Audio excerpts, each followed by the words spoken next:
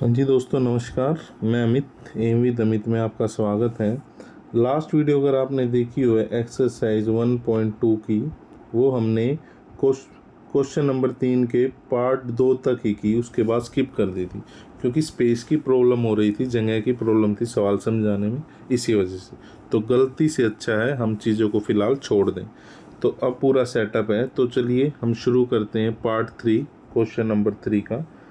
Mark off a 3 foot 3 by 2 foot space for the wash basin and 2 feet 3 feet space for the toilet. Write the coordinate of the corner of the, यानी हमें क्या करना है, एक 3 foot, ये 1 2 3 3 foot लंबा और 2 foot ऐसे क्या बनाना है, वॉश बेसिन की बाउंड्री करनी है, ये मान लो।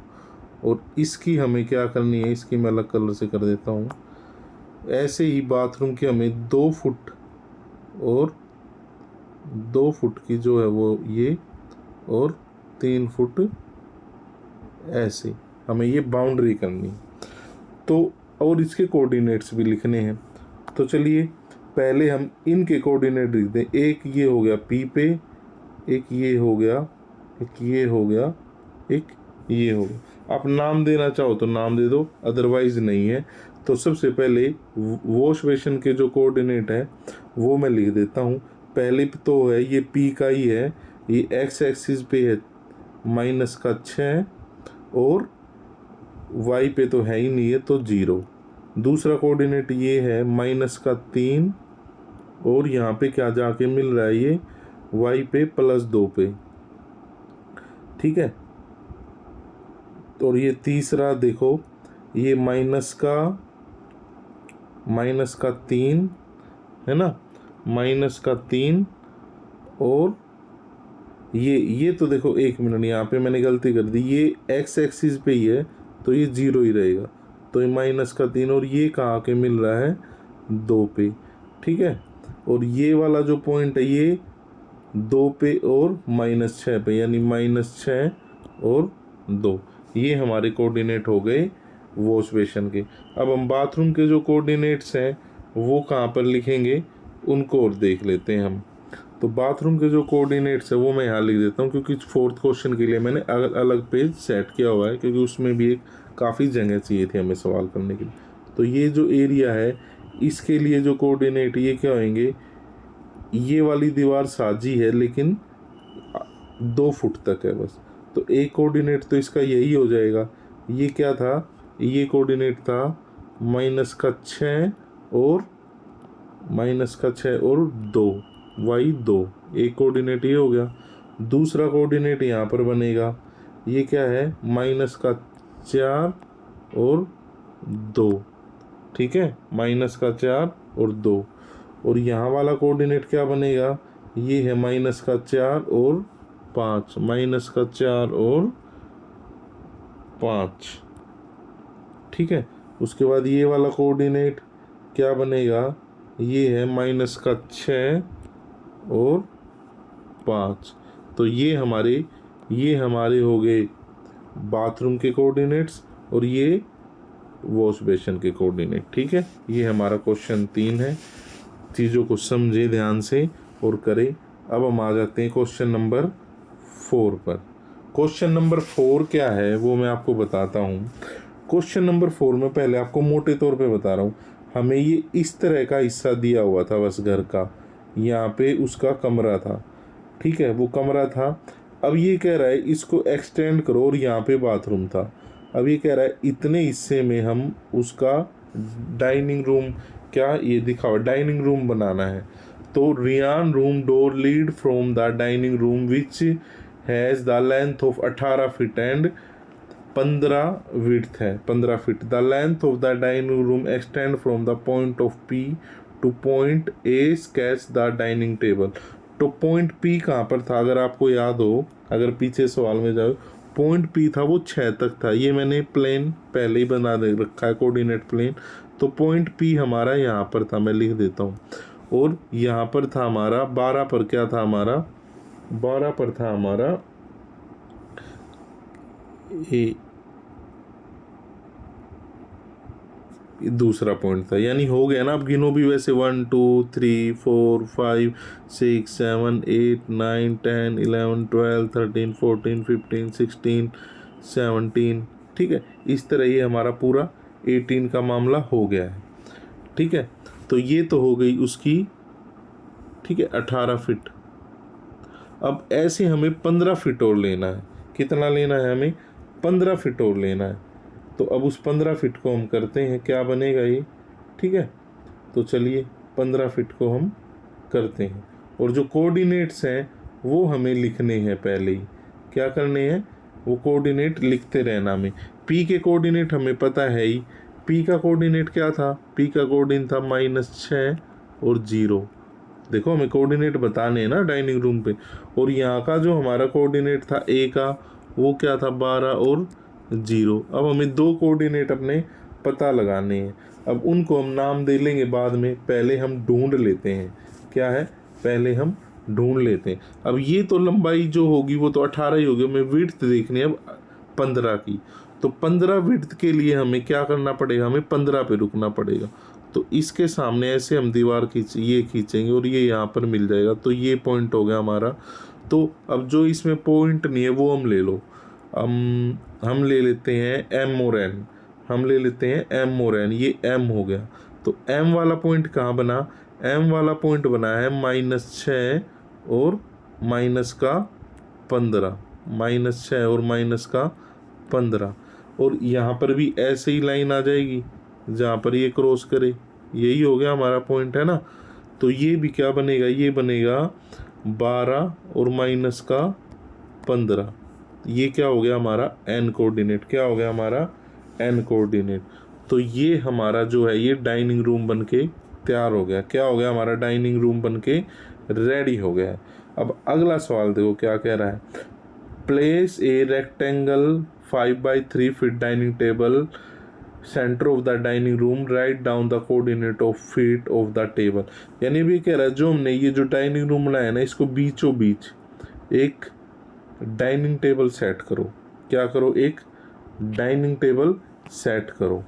तो चलिए डाइनिंग टेबल कैसे सेट करेंगे?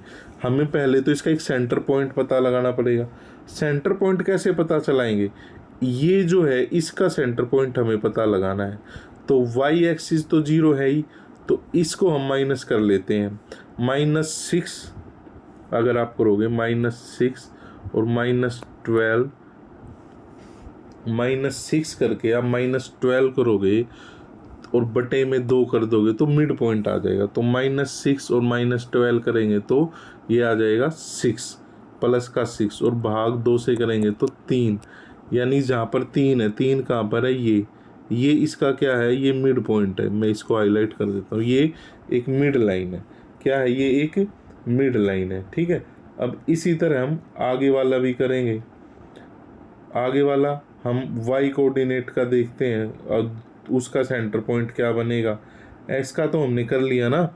तो इसका क्या करेंगे? ये वाली जो लाइन है, ये वाली कोई भी ले लो, ये ले लो या ये ले लो, ये वाली जो लाइन है इसका हमें करना है। एक मिनट रुकना।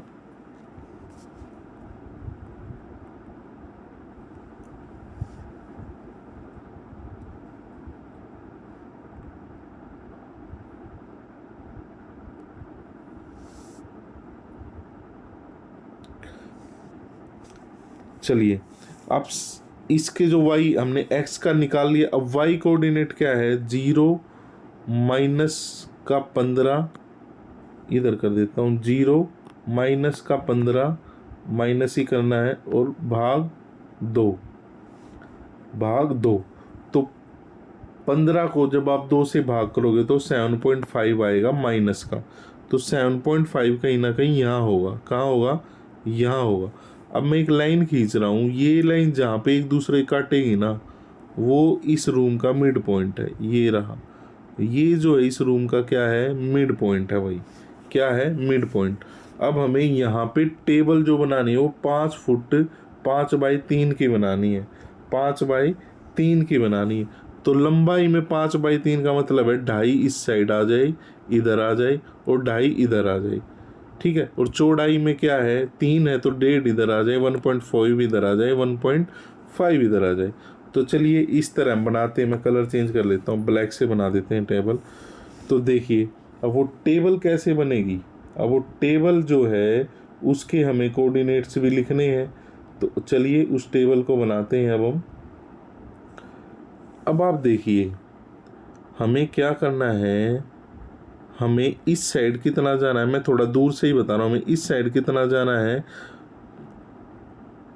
2.5, ये 3 है तो 2.5 का मतलब क्या है, हमें 0.5 पे जाना पड़ेगा। हमें कहाँ जाना पड़ेगा, 0.5 पे। एक पॉइंट ये आ गया 0.5 पे, ठीक है। देखो स्केल हो तो हम अच्छे से बना सकते हैं। ये आ गया 0.5 और 6 पे आ गया। तो मैं पहला कोऑर्डिनेट यहाँ लिख देता हूँ ब्लैक से, आप ध्यान रखना। पहला जो हमारा कोऑर्डिनेट मिला है वो 0.5 और 6 मिल गया है, 0.5 और 6। अब दूसरा जो इधर बनेगा वो भी ऐसे ही बनेगा। ये जो लंबाई ऐसे जो चौड़ाई है वो कितनी है 1.5, तो ये 1.5 आ गया, इधर 1.5 आ गया। और ये पॉइंट जो बना था ये क्या बना था हमारा पॉइंट, ये बना था 7.5। तो 7.5 में 1.5 करोगे तो ये आ जाएगा 9। क्या आ जाएगा 9।